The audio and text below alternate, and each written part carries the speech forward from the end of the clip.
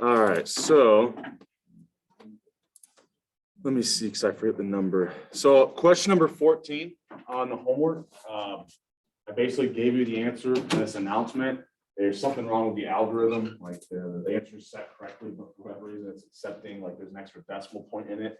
So, you know, basically you have the answer, so you can just put in, I think it's 1.006. You should be able to get that part B of that question correct. Okay. Any questions for me before we kind of jump into things here? I should be able to start grading those Excel assignments this weekend, so you might see some of those start kind of being put up on Canvas. The exam is Wednesday, so Monday we'll just be doing some review. I've now got up a video for me working through every question on that practice exam A. We'll kind of probably mainly focus on practice exam B in class on Monday. And I will likely put some videos up, even if we don't do every question in this section. I might put some of my other sections as well, so that kind of we'll have all those resources as you're kind of preparing for that exam. Okay. Any questions for me before you get going? All right, so we're going to kind of continue with hypothesis testing, right? I'll do one more example with proportions, and then we'll talk about the final example that we'll kind of think about, which is if we have a sample mean, but we only have a sample variance. So this critical value approach, we said, it doesn't matter what approach we use, the first two steps are the same. I have to figure out what my null and alternative hypothesis are. I then have to figure out, okay, what's this threshold kind of proportion of type 1 errors I want to make alpha. From there, we then kind of use what type of test we have, left, right, or two-tail test. Then find our critical values, right, for our three benchmark alphas of 0.1, 0.05, and 0.01. We can then calculate our test statistic and then see does our test statistic fall in that rejection region. Okay, so we'll kind of show you these steps again, and we'll work on some more problems, but that's basically what we're going to do. So we've got this first one, and I changed the slides around a little bit, so if you're looking at the skeleton slides, they're going to look a little bit different. I wanted to make a point, and then I think since we're this close to the exam, I don't want to confuse anybody with it. So I want to show you something more like what you would see on the exam. Okay. So let's say we want to test for whether or not less than 50% of the population owns a gun. Recent survey of 100 people finds a sample portion of 0.41. What would the null and alternative hypothesis be? So if I want to test for something, that's my alternative hypothesis. That's what I'm trying to find. So here, my alternative hypothesis would be that that true population proportion, what, is less than 0.5, which means I assume the opposite is true, which is that it's greater than or equal to 0.5. So what type of tail test would I have here?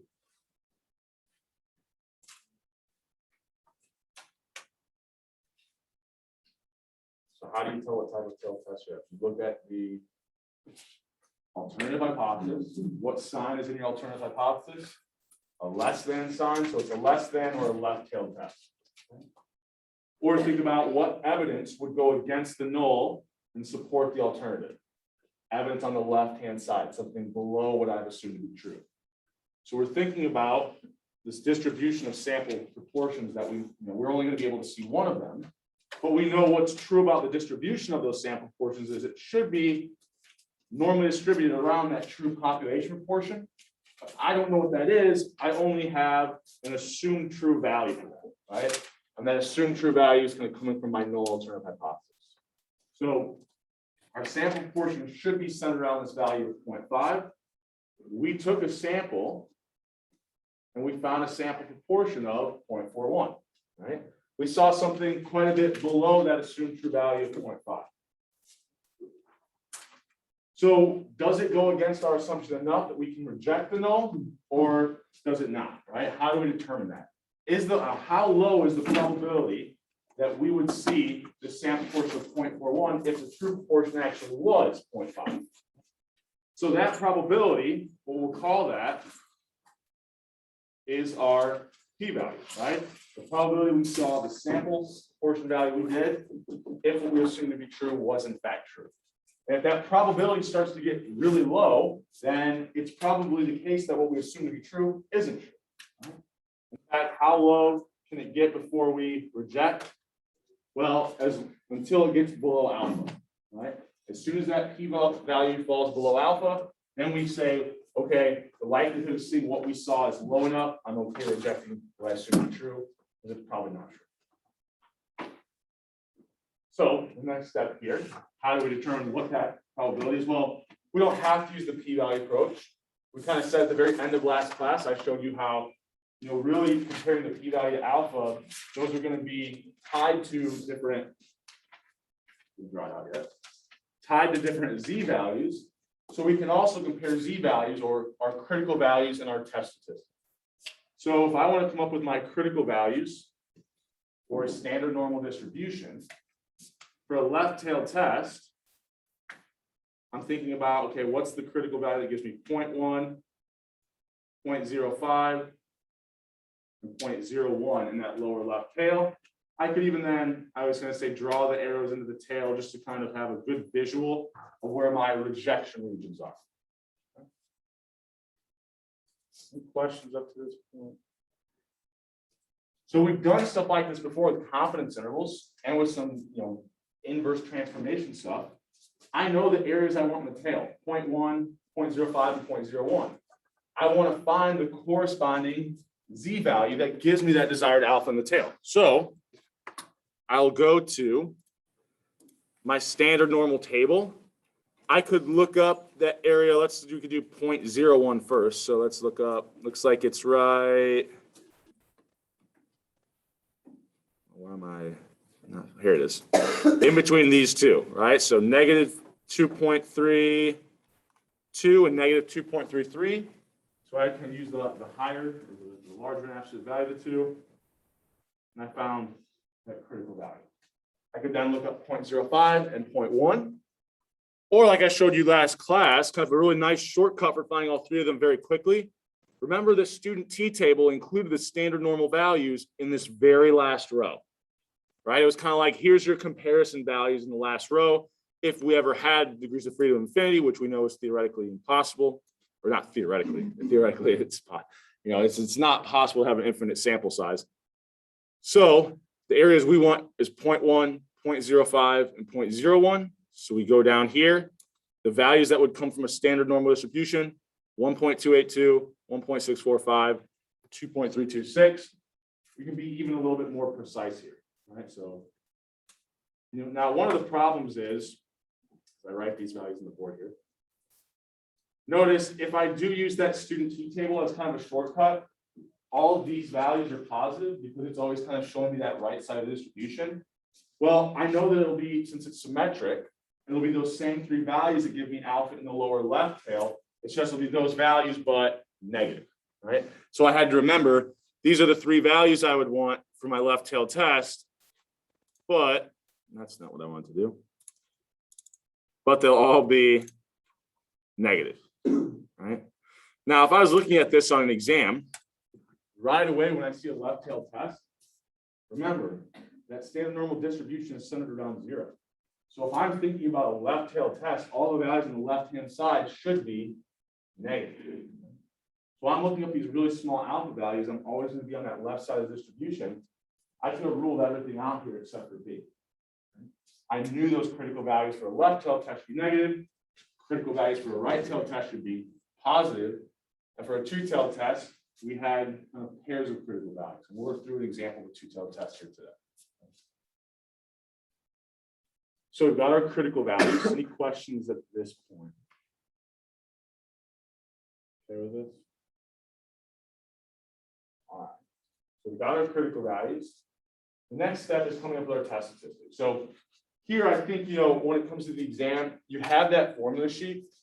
In fact, I think I have it on this flash drive.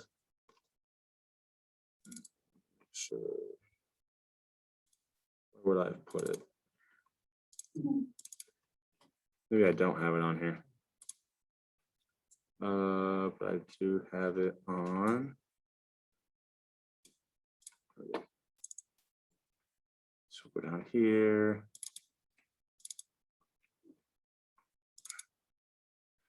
So I want to show you this real quick. Sorry. So here's those three test statistical equations that you're going to have. So we've talked about this one already. We're kind of going through another example of this one right here. When we have a sample mean and you know the population variance, this test statistic we were calling a Z statistic. It came from a standard normal or that Z table. We're about to talk about an example in just a second where we'll have a sample mean and only a sample variance, in which case we kind of reference that test statistic as a T statistic. It's a test statistic coming from a student T district. So for our proportion, all we're doing is, if I had this skip on the exam, I've got a sample portion that asks me for a test statistic. Okay, here's my test statistic equations. I mean, hopefully at this point we know that P hat is standing for a sample proportion, right? Or at the very least, if I was going to guess, P probably stands for proportion. This should be the equation I'm using. So I take my sample proportion, which I think over there we had 0.41. Subtract that, assume true proportion. That comes from our hypothesis test. That was 0.5. Plug it in down here, 0.5 to 0.5, and our sample size is 100. So you're always going to be given everything you need. The test statistic is really just identifying the correct formula, and then from there it's just computation, getting everything into your calculator. So if we do that, right, we get about negative 1.8. Okay. So the final step is I have my test statistic. I'm just going to plot it against my critical value. So where would negative 1.8 fall here? Looks like right about here. So my test statistic, which is we'll call it a Z statistic, just to reference that it comes from the standard normal or the Z tables, is in the rejection region at the 5 and 1% level. Sorry, not the 5 and the 1. At the 5 and the 10, right? It's to the right of my critical value for the 5 and the 10% level, but not quite for that 1% level, right? The rejection region for that 1% level is anything to the left here. My test statistic doesn't quite make it over that far.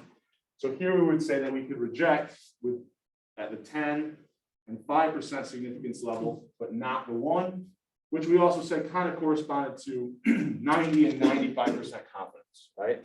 We couldn't reject with 99% confidence. Any questions on this one?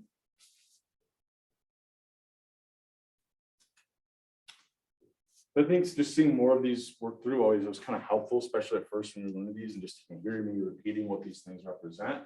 So we could also look up the p-value. This would just be a matter of, remember the p-value would be the area to the left of whatever sample statistic you found.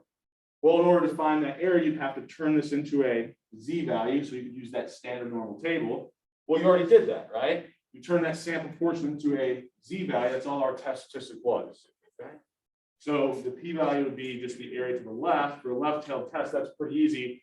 I just look up negative 1.8 in my standard normal table, and it tells me the probability of seeing that or anything below, right, or anything to the left. So if we kind of were to look up negative 1.8 in that standard normal table, we find 0.0358. So one thing, before we go into the next example, I think that might help some people. So if I want to find my p-value, what I'm going to do is I'm going to take my test statistic, right? So look up the z-value on the side of our table. Whereas if I'm trying to find my critical values, I'm looking up alpha, or the probability in that left tail I want, in the middle of the table. In the middle of the table, right? So kind of the process for finding the critical value, we were having to use that inverse process. When I wanted to find my p-values, kind of using that, the first process we use where I'm just looking at the z-value, finding the corresponding area to the left. Okay? So kind of keep those sort of like, when do I use which one? I start hearing that kind of question a lot. So right, when you're looking up critical values, you know the area you want in the tail alpha. So if you have the area in the tail, that's those values in the middle of that z table. So you look up that value in the middle of the z table, go over and up to find the corresponding z-score. If you want to find the p-value, well, you have the z-value now, and you want to find the area to the left of it. So that's where you use the row and column headings to find that z-value, and then go to the middle to find that corresponding area to the left, or that corresponding probability. Any questions over any of that? So, I already said, right, we failed to reject here. We kind of plotted it. Now notice if I use my p-value of 0.03, we only reject if the p-value is less than alpha. So what alphas would 0.03 be less than? Well, it's less than 0.1. It's less than 0.05. So we rejected the 10 and 5% level. But 0.03 wouldn't quite be less than 0.01. So we failed to reject the 1% level. Same decisions we made with the critical value approach. Questions on that? All right, so and I have I do reject. So we did this example last class. In the last class, I've got some Excel stuff in here. I don't know if we'll have time to do Excel stuff. I'm not going to ask you any questions about it on the exam, and I'm not going to necessarily expect you to do it right away. So we might revisit this after the exam, but we have a little bit of time in the class today. I might show you a little bit of how to do this. We actually have all the tools we would need. We've already talked about every function. We can use it for confidence intervals or use it somewhere else. So it's really just a matter of kind of thinking about how do we use Excel to do some hypothesis testing for us. All right, so the next thing we're going to think about is when I have a sample mean, and just like with confidence intervals, what happens when I have a sample mean, but I don't know the population variance, which is a more practical scenario. This is actually usually what we have, right? So all I have is a sample variance. All the steps are going to be exactly the same. It's just that my test statistic equation now is coming from a student t distribution. And obviously, instead of the population variance, I don't have that anymore. I have to use my best estimate for what that is, which is the sample variance. But once I plug the values in, this actually doesn't look any different.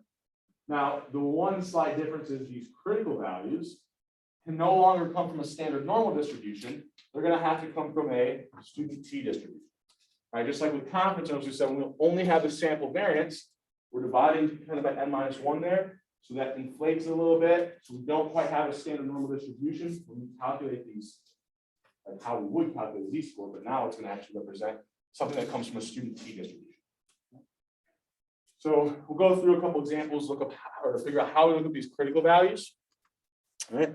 So the very first one, but with all the other process, like everything else we've been doing, it's exactly the same. Like the process itself doesn't change at all. So let's say I've got, I want to test for whether or not the average home, Liberty have this by the way.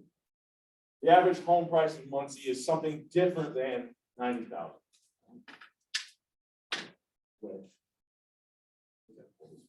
So our null and alternative, right? We want to know, does that mean something different than 90,000? Really what I'm saying there is I want to test to see if it's not equal to 90,000, which means I'll assume the opposite is true. I stacked the deck against myself. So what I know is going to be true about my sample means is that they should be centered or normally distributed around whatever that true population mean is. Well, I don't have the population mean, but I have an assumed true value for it, right? So if that value is in fact true, my sample means will be normally distributed. So from here, right, I got my null alternative hypothesis. What type of tail test do I have? Yeah, not equal to sign, so evidence on either side could go against the null. So I've got a two-tailed test. So one thing I have to remember with a two-tailed test is whatever sample evidence I find, which here, it's 85,000, I can find the probability that I saw 85,000 or less, and usually we would think about that kind of representing our p-value, but really that's only half of our p-value because it would have been equally as likely for me to see something that was above that true population mean, but on the other side, that would have also went against the null. For our one-tailed test, that was never the case, right? So whatever probability this is, I know that it was equally as likely for me to see something that went against the null on the other side. So I can find that one area and then multiply it by 2 to get my total p-value. But think about it this way, if this is my half of my p-value, Well, when I multiply it by 2, that would cancel and it would give me my total. So we can find the area in one tail now, or the area that's more extreme than our test statistic, but we have to remember to get our total p-value, we then have to multiply by 2.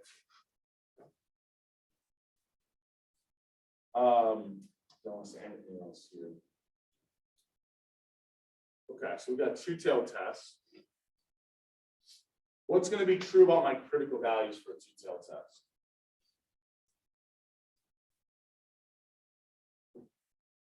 Which of these can I rule out?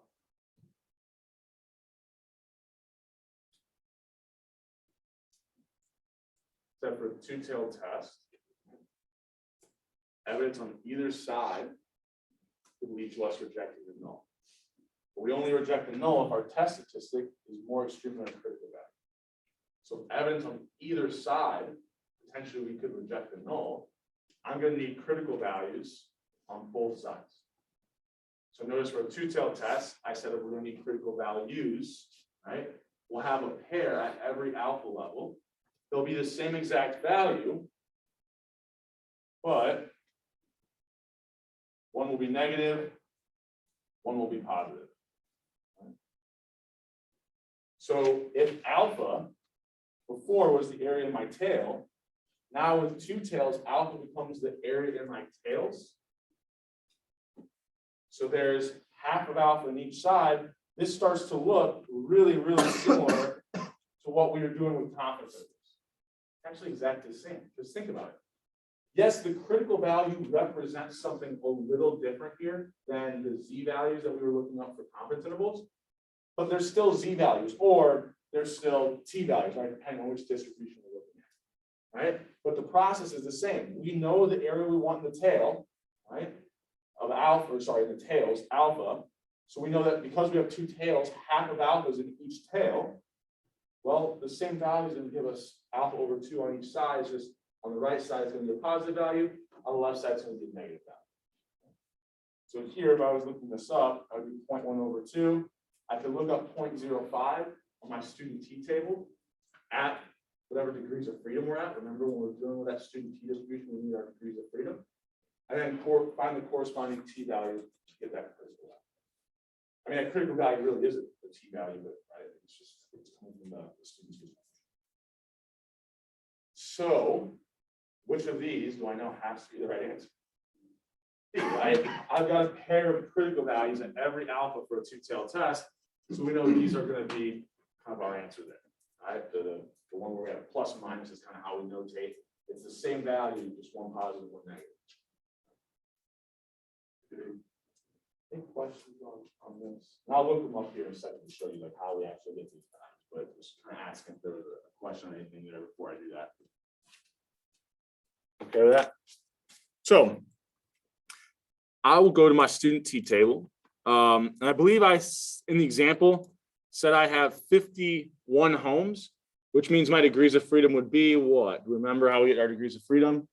Just simply sample size minus 1. Right? So I'll have 50 as my degrees of freedom. So I'm going to scroll up here. I've got that 50 degrees of freedom there, but I need the area of not 0.1, 0.05, and 0.01, right? Because at every single alpha level with a two-tailed test, I've got half of alpha in each tail. So I'll actually be looking up what? 0.05, 0.025, and 0.005, dividing each one of those kind of 3 benchmark alpha values by 2. So I look up 0.05, 0.025, 0.005. Right, those are the desired areas I wanted in the tail there. Okay. So those are the 3 areas. I go down to my degrees of freedom of 50, 1.676, 2.009, and 2.678. Okay. So if I'm drawing this out, actually, I'll draw this to be larger, so I'll give myself a little more. So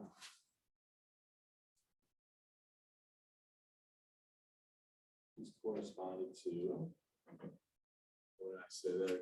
2.678, 1.6 something, 676, and negative. Nope, I looked at the wrong one. This is negative 1.676. This is what, negative 2.009. I draw those areas in the tail to get my rejection region.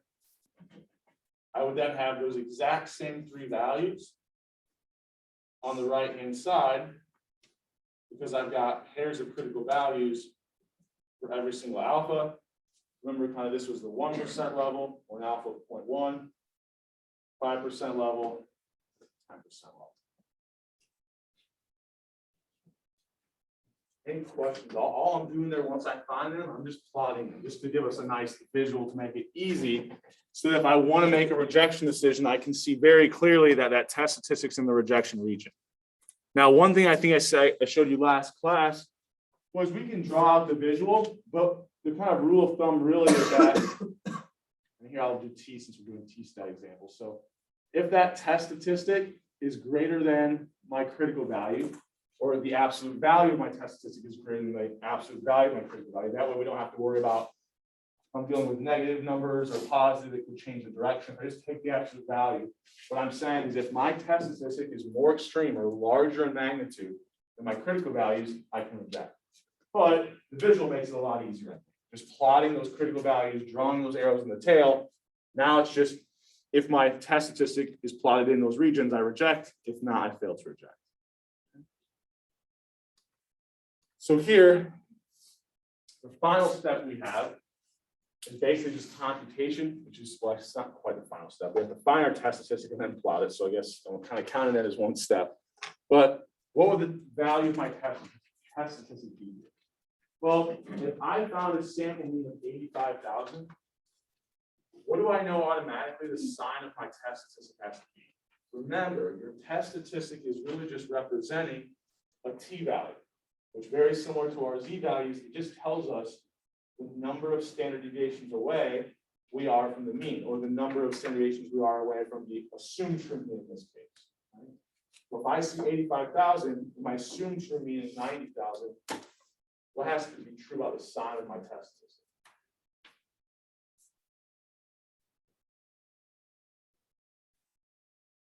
What did we say about z-values?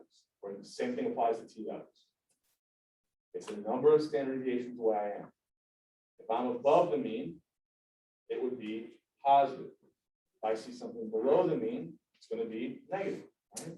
So if I see a sample mean below that assumed true population mean, when I calculate my test statistic that's coming from the student t distribution now, it's still telling me that test statistic is going to tell me that the number of standard deviations away I am from the mean. Right? I'm subtracting the mean, dividing by the standard deviation.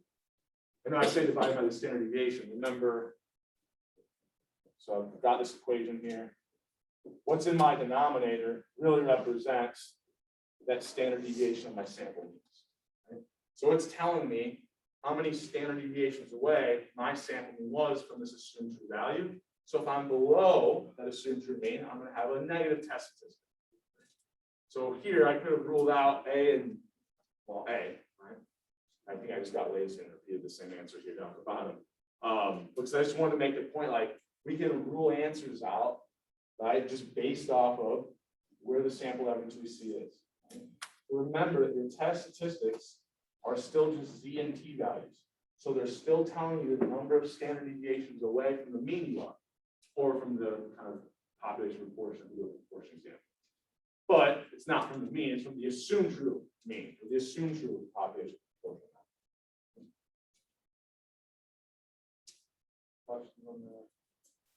I mean, once we have the equation, right, it's really just a matter of plugging our values in, because we have that sample mean of 85,000. We've got that assumed true mean, which comes from our null alternative hypothesis. And then we were given what the sample variance, and then we also had our sample size. So it's just a matter of getting those plugged in. I personally think, like, when I showed you where they're at in the formula sheet, once you identify what type of problem you have, which there's only 3. So do I have a sample mean where I know the population variance? Am I looking at a sample proportion? There I can use those z tables.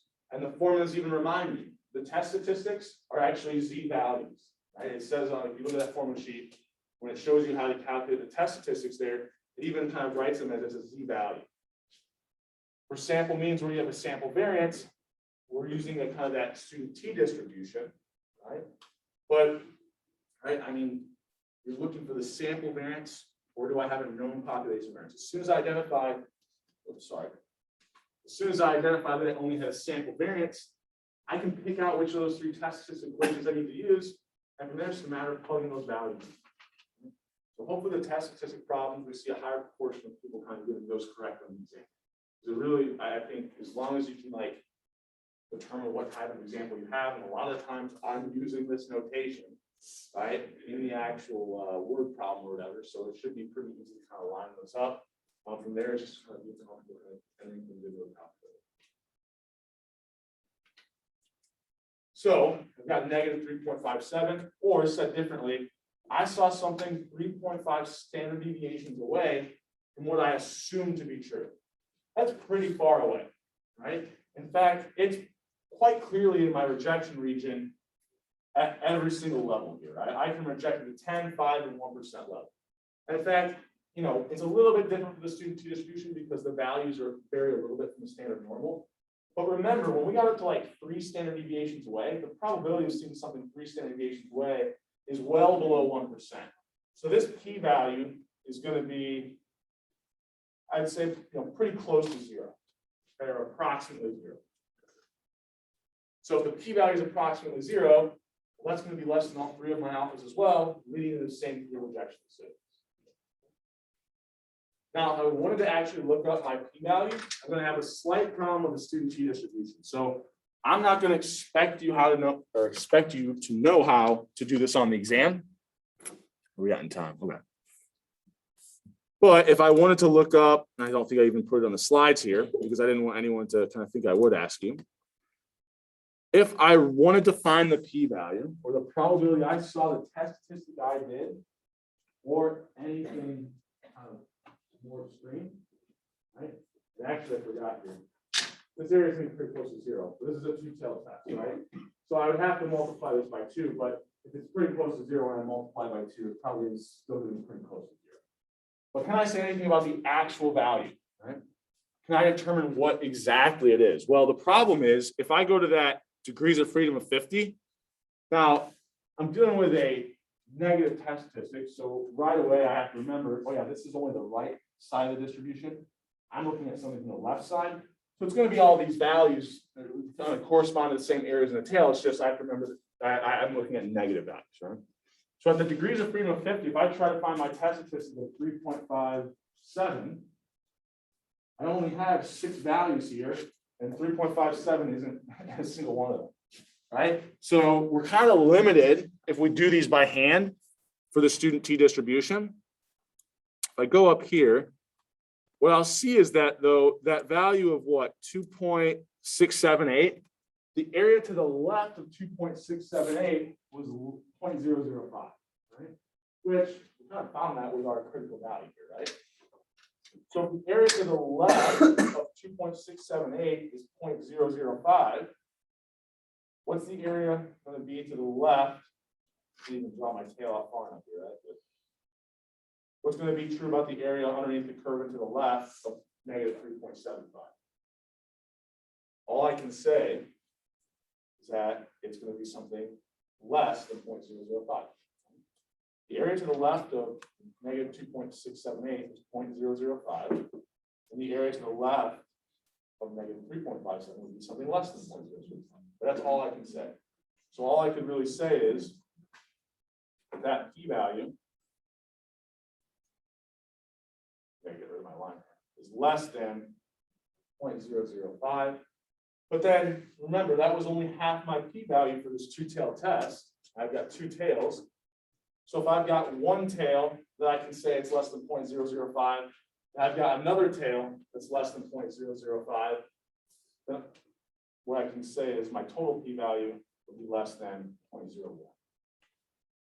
Now, I'm not going to expect you to like use the student t-table to find p-values like this, where you have to put in ranges on the exam. I think some of the homework questions, like they kind of had some ranges for the p-value, and kind of trying to push you to start thinking about how to do that.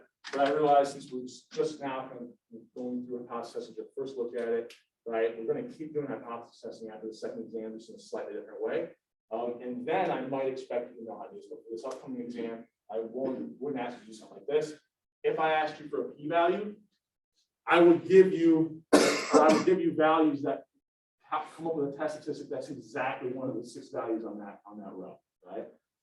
So that way you could just go up to the top and say, okay, it's exactly 0.05 to the left of that test, or exactly 0.025. I would never actually like put in a range on the exam. But you could, right? And in practice, like outside of this class, if we're trying to come up with actual p-values to be able to reject different assumptions based off of some sample evidence that we see. And I'll show you how we do it in Excel as well. I think I might be able to, I think we'll have just enough time to where I might show you that here today. We'll work through one more of these problems on the board. Like I said, then I'll kind of just show you a little bit of how this is done in Excel. It also gives you another example to get some more practice.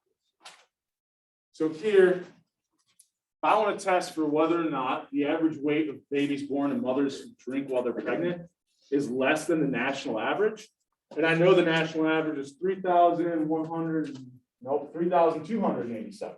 Okay? So I'm wanting to test for whether or not that average is less than kind of this 3,287. What's my alternative hypothesis there?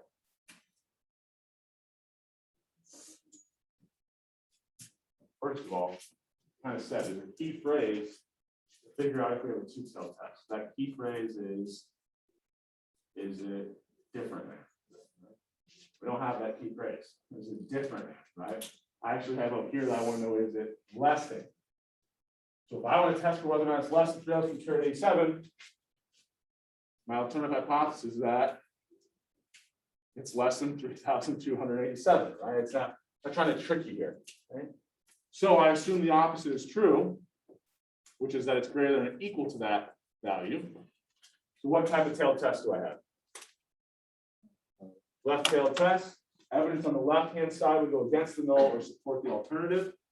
From here, I can find my critical values. Actually, let me plot some of this first before I forget some of these numbers. So we just assumed that that mean is 3,287. We found what? A sample mean of 3,132. Okay. So if I have a left tail test, the p-value is just the probability I saw, the sample mean that I did, or anything more extreme that would go against the null. So my p-value, if I'm trying to think about visually where that's at, and that left tail. Once again, it's probably going to be very difficult to find the p-value by hand because we're dealing with an example where I only have a sample variance, so I'm still using that student t-distribution.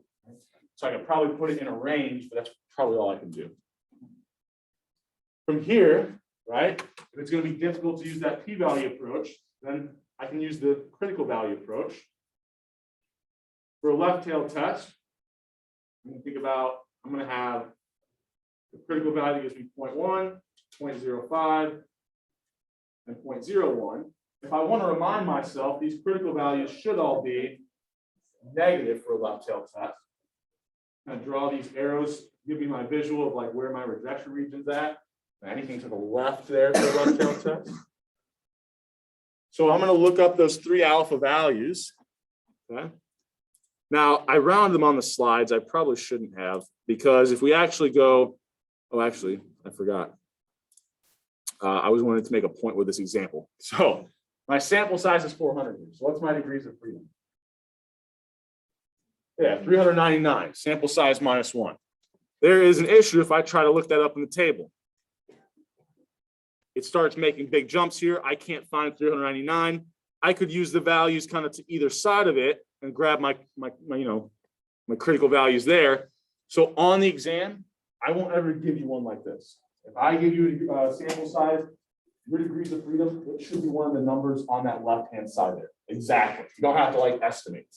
But in practice here, if I did have a sample size of 399, I look at this table, I say, well, 500 is as close to that degree. I'm closest to that one, right?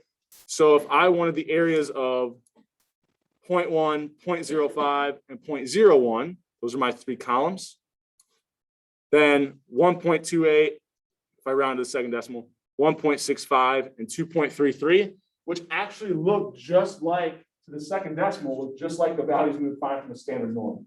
right? That's because, remember, as our sample size starts getting closer and closer to, as it starts getting larger and larger, our student region starts getting closer and closer to a standard normal distribution, right? It's like approaching it, right? So we're kind of pretty close here, but I could kind of plot those out. One thing I'll have to remember, and I'm just going to do the second, I guess I'll give you all three decimals here. So what was it? 500 was 1.283, 1.648, and negative 2.334. Now, I got the values from that table, but remember, because it's a left-tailed test, I had to remind myself, oh yeah, but I'm dealing with a left-tailed test, so it's those values, but negative, right? So if I'm looking, once again, at the slides here, this is another example where I could have ruled everything out without even looking up those values. I'm probably going to, I might have one question like that. But when I ask you about critical values in the exam, start figuring out what you can rule out. You can at least probably most times limit it down to 2 options as opposed to 4, which even if you're just guessing, greatly increases your odds, right? Doubles your chances of getting it right from 25 to 50% if you're just guessing. But also sometimes I'm even nice like this and kind of you can rule everything out except for just the only answer that makes sense here, which would be the 3 negative values. Okay. Any questions at this point? So that's why I wanted to show you one where you couldn't find, not going to ask you to find the p-value, put in a range. I'm not going to give you degrees of freedom that isn't exactly one of those values in the table. Just brought them into these examples so I remember to tell you. From there, the only last step we have to do is calculate the test statistic. This is a matter of plugging our value in, right? But if I saw something that was below my assumed true mean, what should the value of my test statistic be? Negative or positive? Remember, our test statistic tells us how many standard deviations away from the assumed true mean we are. So the test statistic should be negative. Now we're going to be a certain number of standard deviations below that assumed true mean. So I can rule A out right away. From there, it's a matter of we've got that test statistic equation. We've got the 4 things that we need. The sample mean we saw, the assumed true mean that comes from our null alternative hypothesis, and then our sample variance and our sample size. This is another example where we saw something that's very far, right? If I'm plotting this, it's going to be pretty clear that I'm going to reject at all 3 levels because my test statistic is 4.6. So it's way out here, right? So I reject at all these levels. Any questions before I kind of do a little bit of stuff in Excel here to kind of end today? Okay with this? All right. Oh, I have a great meme before I forget and go into Excel, but so hey girl, I made a type 1 error. I shouldn't have rejected you. Type 1 error is when you reject, even though you should have failed. I think that's a good one. Also, I'm working on my own meme. When I'm saying 2 tails, I feel like there's a 2 chains reference I can make, but I just am not sure how to work that in. So if anybody has an idea, wants to come up with a meme for me, I would greatly appreciate it. But enough of me being stupid. So let's go. I put up this morning some files on Canvas. So let's look at some hypothesis testing. And I think this is, I might show you the other stuff on Monday as we're doing some review. No, for whatever reason. Oh, there it is. I was going to say, why can't I find my folder? I want to do, is it this? Yeah. I just want to show you this because I think maybe this will help kind of make a little bit more sense. And I guess give you something, like I don't give you the mathematical proof of this hypothesis testing. I try to give you intuition. And so I think this is a nice way to view it with some data to prove that, when we set that type 1 error, when we're thinking about alpha, what we're really doing is setting the amount or the proportion of times that we're going to be wrong, right, with our hypothesis test. So up here, I had like all these universities' tuition amounts. I believe Ball State was one of them somewhere in here. Did I pass on? Yeah, there they are.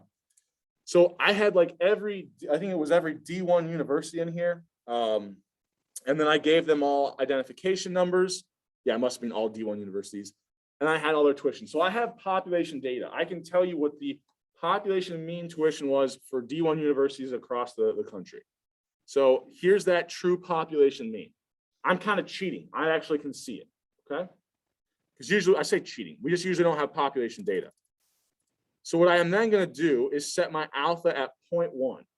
So when I do these hypothesis tests, right, and I'm looking at samples, I should be rejecting when I shouldn't be, right? I'm rejecting when I shouldn't be rejecting. That's a type 1 error. That should match up with alpha. So I'm going to take 1,000 different samples of size 50 from that data set, right? I'm using Excel to like do some I was trying to show you this in a minute. To do some random number generation.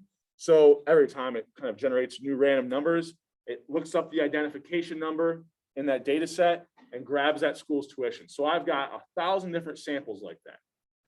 Now that I have those 1,000 samples, for each sample, I could find my sample mean, find my sample variance, and I've got my sample size of 50. Well, I'm going to go ahead and say that I can kind of cheat, and whatever that tuition amount is, so what was it? 13,055.41. I'm going to actually make that my null hypothesis and assume that it's exactly equal to that value, right? So I'm cheating, right? I know my assumption is true. So what should be the case if my assumption is true? Then from these samples, I'll still be making errors, alpha proportion of the time, or 0.1, right? A proportion of 0.1 errors. So I go down here for every sample, I calculate the sample mean, calculate the sample variance, come up with my test statistic, and then calculate my p-value, right? So I haven't shown you how to do this in Excel, but really all this is, right, is our average function, our var.s function, basically just using Excel to be a calculator. And I kind of got fancy here. I probably should have done this in another cell, but this was just my sample size. Here was my sample variance. Here's my assumed true value, which I cheated and made it the actual population mean. Once I have that test statistic, well, now that's just a t-value, or here I think I might have used the population variance in this example, but I could do it either way, and come up with my p-value, right? It's a two-tailed test because I just assumed it's exactly equal to that 13,000. Then down here, I kind of use an if statement to just say, well, look, if that p-value is less than what I had alpha set as, right, then put a 1, because that means I should reject it. If that doesn't hold, put a 0, because I should fail to reject it, right? So I've got this row, which represents for every sample, whether or not I rejected or failed to reject the null, okay? Here, I just counted up the number of rejections that I made. So if I want to turn this into a kind of proportion of rejections, if I had 1,000 samples, actually let me move this over here. If I had 1,000 samples, it would just be the number of rejections I made over 1,000. Well, here, because I assumed that the mean was actually the population, I used the actual value, every time I reject, I shouldn't have been, right? And you'll notice that proportion of times I'm rejecting is matching up with that alpha I set as 0.1. I mean, it's a little bit off, but notice like it kind of floats right around 0.1, and that's because sometimes exactly 0.1, I just got lucky there. But that's just because I have 1,000 different samples. I would need like 100,000 samples to like really kind of make sure to show you that you're always going to get really, really close to 0.1. So I don't know, I thought it was kind of a useful thought experiment where you can kind of see, even if what you assume to be true is in fact true, like I cheated here and I knew that it was going to be true, I was still, for 1,000 of these samples, right, for 100 of them, I was actually rejecting what I shouldn't have. Right? So in practice, I only see one sample, right? So the kind of proportion of times I'm going to be wrong is really important. I can't just look at 1,000 different samples. I only have one. Right?